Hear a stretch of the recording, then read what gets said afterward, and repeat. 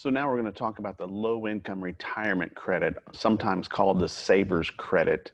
And what this does is this, again, incentivizes you to save for your own retirement. And it does that by giving you money. They give you money to put money into retirement. They reward you. They reward you for putting your own money into your own retirement account, and you get free money. So it's a pretty good credit. Really nothing you have to do for it other than qualify for it, and you'll get it. So let's take a look at that. So I don't have a PowerPoint slide made up for this one, so I was just going to show you how I use irs.gov and how you can use it to find out more information about something you're interested in. So we want to find out about the low-income retirement credit. So I'll type that into the search bar, hit enter. And you'll see we'll get all these results. Now, these ones that say news and all that, these are generally older, so I don't necessarily click on these. I try to get something that says, you know, general information, especially if it's a topic or a publication, something along those lines. These are what we're looking for. So let's go into this one right here, the one that talks about retirement savings contributions credit. And here you go. It gives you just a brief outline of what it is, and it gives it to you in pretty plain English here. And so one of the first things we might say is, well, do I qualify for retirement savings credit? So they have a hyperlink here. So let's follow this hyperlink. And this is kind of an interview process. It'll ask you questions, you answer the questions, and then it'll tell you on whether or not you qualify or not. So let's take a look at this. Do I qualify for the retirement savings credit? So let's hit continue and see what we do. What year are you asking about? Well, we're asking about 2019. What was your marital status on the last day of 2019? Well, let's say we're married.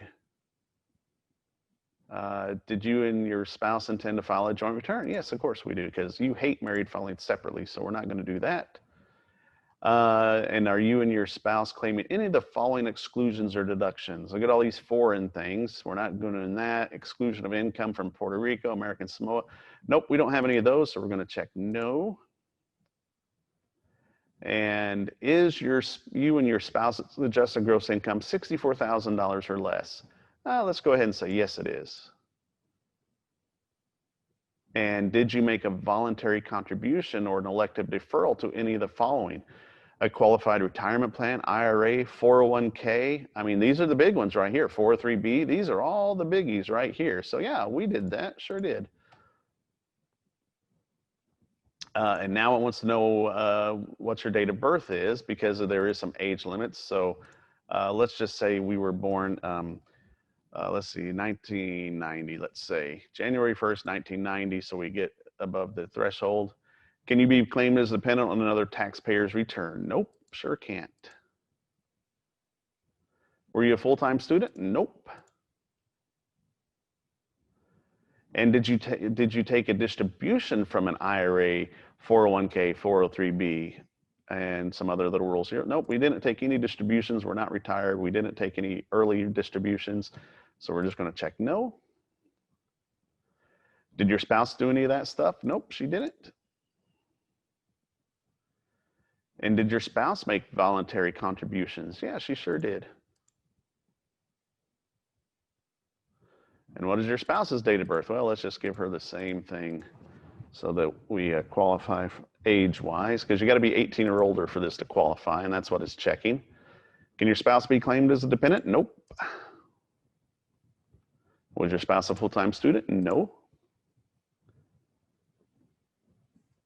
And there you go. Do I qualify? You are qualified for this. Your spouse is qualified. And so now it's saying you need to complete Form 8880 to determine how much you can deduct. And so there you go. So that's kind of how you would use this, just to see if you qualify for it. And so now, of course, and then my next step would be to go to the 8880 and see what I qualify for. So let's go back home and let's look up the 8880.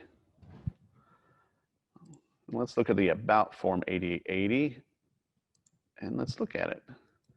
And here you go. So here it's going to ask you, I know I've qualified because I did that little interview, and now it's going to ask you, what were your traditional Roth IRAs, ABLE accounts, elective deferrals, etc. for you and your spouse, add those lines up here and here. Did you get any distributions? We already said no, we didn't have any distributions, so that's going to be 0. In each column, enter the smaller of line 5 or $2,000. So line 5 would just be the total of your contributions. So let's say me and my spouse both made traditional IRA contributions of $6,000 each, but down here we have to enter the smaller of either $6,000 or $2,000. So we'll put $2,000 here, and then you have to come down here and look at what our filings or our threshold is. Enter the appropriate amount from the table. If line 8, and this is coming from your 1040 line 11. You'd have to look at line 11 on your 1040, get whatever number this is. So let's say, it was here. So we're going to qualify for 0.5, and we'll put that in here, and we'll just do the math, and it'll tell us what kind of a credit we'll get. And we would get a tax credit for contributing money to our traditional IRAs, 401ks, 403bs, whatever you got. So that's how this works.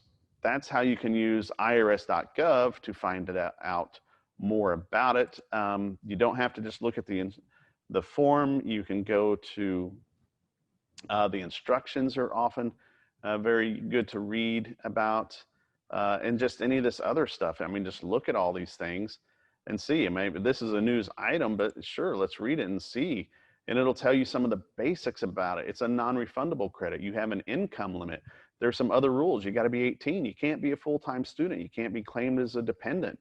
It'll tell you when you have to make your contributions by. And so this is a good one to just kind of read over. And so now this will give you the basics of what you can do. And it'll tell you how to do it. The maximum contribution is $2,000 per person.